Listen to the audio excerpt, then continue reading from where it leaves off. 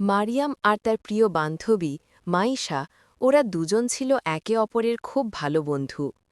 একই মাদ্রাসায় পড়ত। কিন্তু একদিন মাইশার শরীরটা হঠাৎ খারাপ হয়ে গেল। মারিয়াম তা জানতে পেরে মাইশাকে দেখতে যাচ্ছে তার বাড়িতে। তার মনে অনেক চিন্তা, মাইশা কেমন আছে কে জানে। ঘরের ভিতর ঢুকে মারিয়াম দেখল মাইশা বিছানায় শুয়ে আছে, কপালে জলপট্টি। মাইশার ফ্যাকাশে মুখ দেখে মারিয়ামের মন খারাপ হয়ে গেল। মারিয়াম আলতো করে মাইশার পাশে গিয়ে বসল। ভালোবাসায় ভরা হাতে মাইশার কপালে হাত রাখল। মারিয়াম বলল, মাইশা, জানিস, হাসান হোসাইন অসুস্থ হলে আমাদের বিশ্বনবী সাল্লাল্লাহু আলাইহি সাল্লাম একটি বিশেষ দোয়া পড়তেন।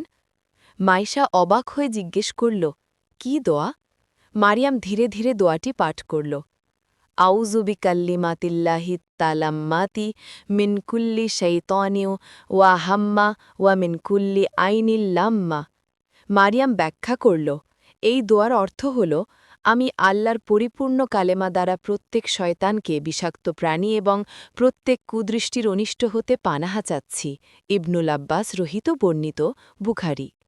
দোয়াটি শুনে মাইশার মুখে এক ঝলক হাসি ফুটে উঠল। মারিয়ামও হাসল, যেন এই দোয়া তাদের বন্ধুত্বকে আরও মজবুত করে দিল আর মাইশার মনেও এক অজানা স্বস্তি এনে দিল।